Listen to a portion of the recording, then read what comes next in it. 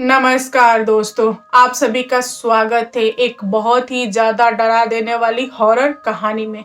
आज की कहानी भूटान की है और भूटान में एक फैमिली के साथ बहुत बड़ी घटना घटित हो गई। आप लोग सोचोगे तो आपके रोंगटे खड़े हो जाएंगे। बहुत ही ज्यादा दर्दनाक भूतिया कहानी है। तो चलिए बिना देर किए इस कहानी को स्टार्ट करते हैं। कहानी पसंद आएगी तो प्लीज मुझे सब्सक्राइब कीजिएगा। दोस्तों, भूटान के एक छोटे से गांव में एक मछुआरा की फैमिली थी जिसमें केवल 4 सदस्य थे। एक मछुआरा था, एक उसकी माँ और उसकी वाइफ जिसका नाम था रविता। और आज की घटना रविता जी के साथ घटित है। और उनकी गोद में एक छोटा सा 6 महीने का उनका लड़का।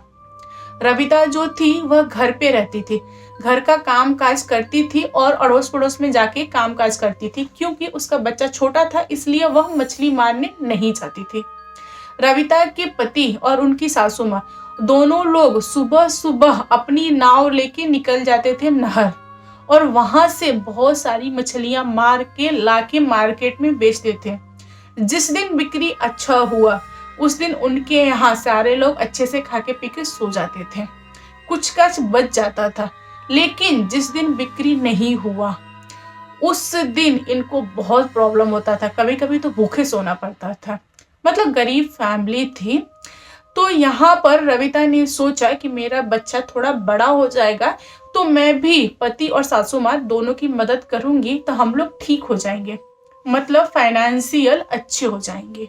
रविता बहुत ही ज्यादा अच्छी थी, सीधी सादी थी। वह हमेशा अपनी सासू माँ को बोलती थी कि माँ मुझे भी साथ में ले चलो, मैं वहीं पे बच्चा देखूंगी, जब आप थक जाओगे तो मैं काम करूंगी। तो रविता की सास हमेशा मना करती थी, बोलती थी कि नहीं बेटा, मैं हूं ना, मैं जब तक जीवित हूं मुझे काम करने दो, अगर मुझे कुछ हो जाएगा देन तुम करना, तुमको तो कोई रोका नहीं है ना, मेरे जाने के बाद से कर लेना, क्योंकि मेरा बेटा अकेले नहीं कर पाएगा। और रविता का जो पति था वह अपाहिज था, मतलब उसको थोड़ी मोड़ी प्रॉब्लम थी, बहुत ज्यादा भी नहीं थी। वो नाव वगैरह से मछली निकाल लेता था लेकिन अकेले कुछ भी नहीं कर पाता था। तो यहाँ पे रविता चुप हो गई। रविता की जो सास थी 1-1.5 महीना में उन्होंने दुनिया छोड़ दिया। उनको पहले से कोई बीमारी वगैरह था तो वो अचानक से निकल ली। अब उनका पति अकेले पड़ गया, अब काम कैसे करें। पति के साथ पत्नी जाने लगी, अपने बच्चे को आंचल में बांध लेती थी और पीठ पे बांध के ऐसा लगा लेती थी, और या तो बच्चा सो गया था नाव में सुला देती थी, उसके बाद ये लोग मछली वगैरह मारते थे। इनका घर परिवार ऐसे चल रहा था। एक दिन रविता का पति बीमार पड़ गया तो रविता ने अपने पति को बोला कि देखिए आप बीमार हैं तो घर पे रहिए, मुझे जाने दीजिए नहर, मैं जाऊंगी तो कुछ तो मछली पाऊंगी, केकड़ा पाऊंगी, चाहे जो भी मिल जाए उसको लूंगी और मार्केट में बेचूंगी, तभी तो हम लोग कुछ खा पी पाएंगे। आपकी दवाई में बहुत सारे खर्चे हो रहे हैं, हमारे पास तो पैसे है नहीं, तो कुछ तो चाहिए ना हमें। यहाँ पर रविता के पति ने बोला कि नहीं रविता, हम किसी से कर्ज ले लेते हैं, कर्ज लेंगे, जो कुछ भी है दवा दारू और खाना पीना हम उसमें लगाएंगे, बाद में उसका कर्ज चुका देंगे। तो रविता बहुत ही जिद्दी थी, वह अपनी जिद में आके बोली कि नहीं, कब तक हम किसी से पैसा मांगेंगे, जो पैसा पहले से मांगी हुए हैं सासू माँ के काम में तो वो पैसा हम चुका नहीं पाए, अब हमें पैसा कोई नहीं देगा, मुझे आप नहर के पास जाने दीजिए, मैं अंदर नहीं जाऊंगी, मैं नाव लेके नहीं जाऊंगी, नहर के साइड में बैठ के जो कुछ भी मुझे मिल जाएगा वह मैं लेके और मार्केट जाके बेचूंगी। तो यहाँ पे रविता अपने पति से जिद करके चली गई। उसने ना ऐसे टोकरी लिया और टोकरी लेके नहर के पास चली गई। उसका जो बच्चा था वह घर पे था और उसने अपने बच्चे को छोड़ दिया ताकि उसका जो पति था देखभाल करता।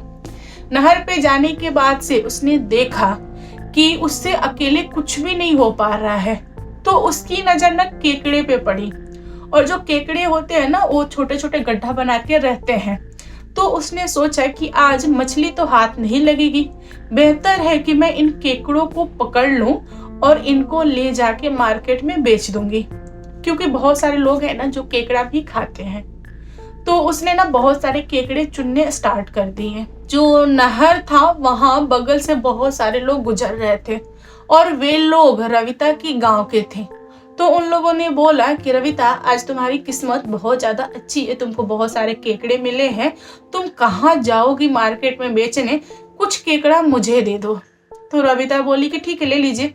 रविता ने कुछ काच केकड़े तौल के बेच दिए। बाद में उसने फिर बहुत सारे केकड़े चुने।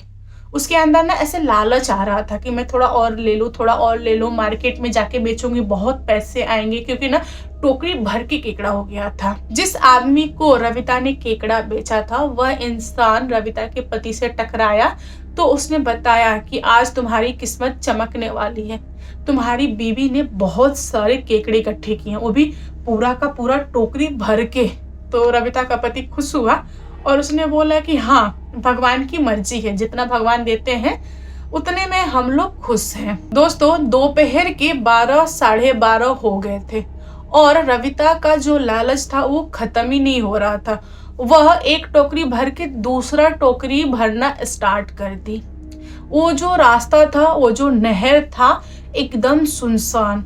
वहां पर ना ही कोई आ रहा था ना ही कोई जा रहा था। रविता के अंदर थोड़ा भी डर नहीं था। वह आराम आराम से चुने जा रही थी। उसके अंदर तो बस एक ही चीज चल रहा था कि आज बहुत कमाई होगी। तो रात के 8 हो गए थे और रविता का जो पति था बहुत ही ज्यादा चिंतित था, क्योंकि उसकी बीवी घर पे नहीं आई थी। उसकी जो बीवी थी वह इवनिंग के 6-7 बजे तक रिटर्न आ जाती थी, लेकिन 8 बज गया था, वह घर पे नहीं आई। तो वह बहुत ही ज्यादा चिंतित था। वह मार्केट से आने वाले लोगों से पूछता था कि तुमने मेरी बीवी को देखा क्या? तो लोग बोलते थे कि नहीं, तुम्हारी बीवी आज मार्केट आई ही नहीं। यहाँ पर उसको झटका लगा। वह मछुआरा मार्केट गया और उसने पूरा का पूरा मार्केट छान मारा। उसकी बीवी वहां नजर नहीं आई। तब उसको लगा कि हो सकता हो वह नहर के आसपास हो, वहीं पे कहीं किसी को कुछ बेच उच रही हो। तो वह नहर के पास गया अपने बच्ची को लिए, लेकिन उसको नहर के पास कोई भी दिखाई नहीं दिया। फिर वह हार थाक के घर आया। घर आने के बाद से मछुआरा अपने बच्चे को पड़ोसी के यहाँ सुला दिया और बोला कि आप लोग थोड़ा ध्यान दीजिएगा मेरे बेबी को, मैं जा रहा हूँ अपनी वाइफ का पता लगाने, क्योंकि मेरी वाइफ घर पे लौटी ही नहीं है। अब बेचारा 1-2 गांव घूम घूम के पता किया। उसको लगा कि कहीं हो सके मेरी वाइफ सर पे टोकरी रख के गांव में बेचने चली गई हो। बेचारे ने बहुत मेहनत किया, बहुत ढूंढा, लेकिन उसकी वाइफ मिली नहीं। अगली सुबह जब वह दोबारा नहर के पास गया तब भी वहां पर उसकी वाइफ नहीं थी। उसकी वाइफ अचानक से गायब हो गई, किसी को कुछ भी पता नहीं। बाद में उसको याद आया कि एक इंसान जो था जिसने बताया था मुझे कि तुम्हारी वाइफ बहुत ज्यादा केकड़ा चुन चुकी है, आज तुम बहुत ज्यादा पैसा कमाने वाले हो, उससे पूछते हैं, उसको कुछ तो पता होगा।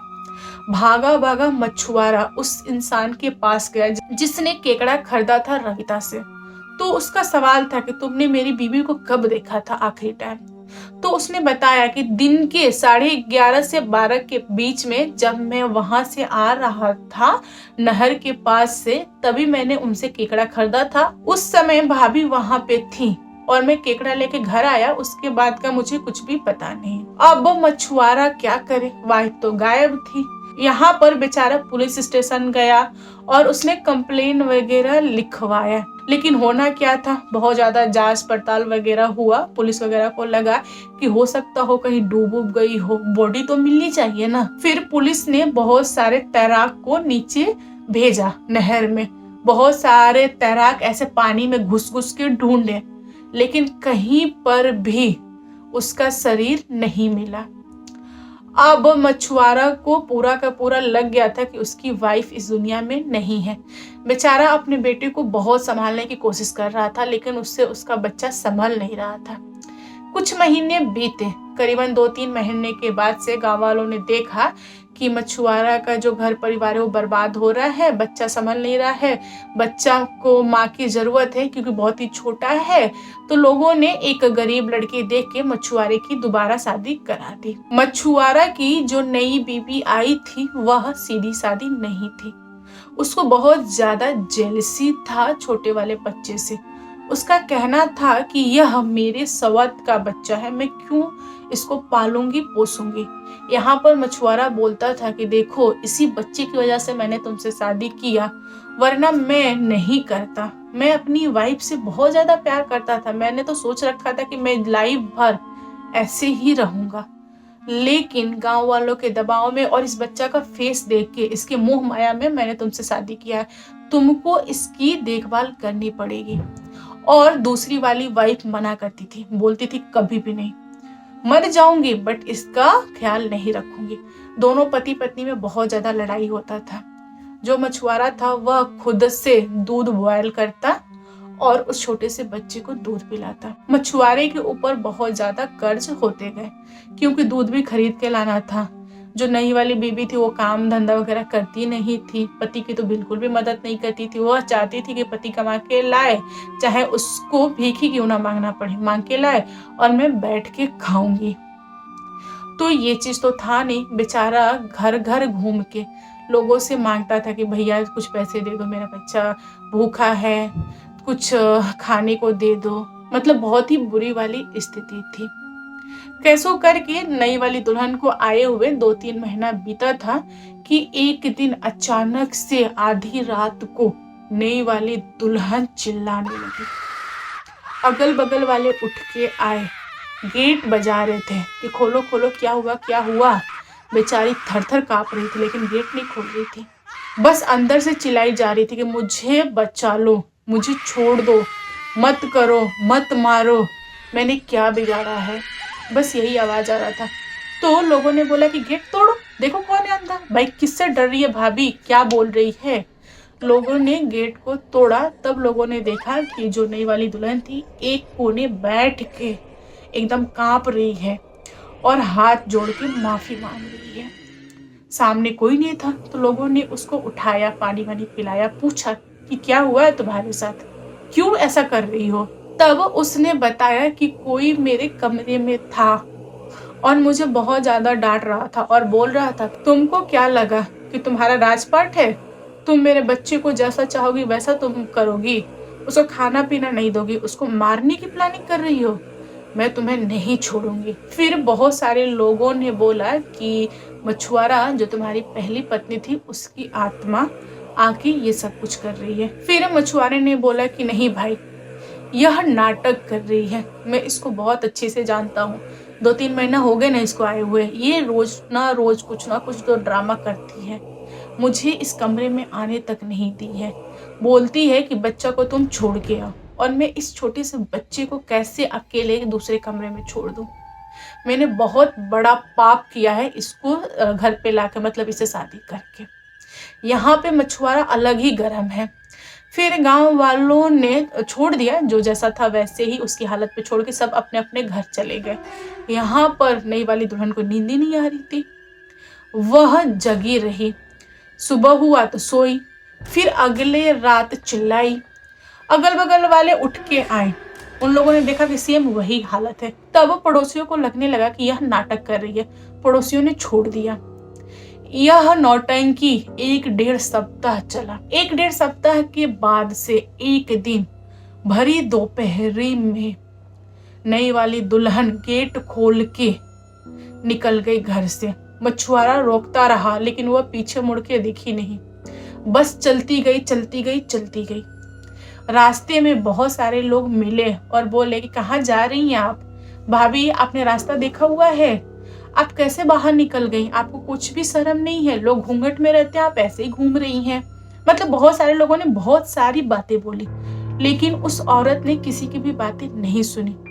वह नहर के पास आई और वहां आकर नहर में छलांग लगा दिया, और भरी दोपहरी में 12 से 2 के बीच वाला टाइम था, जाके छलांग लगा दिया।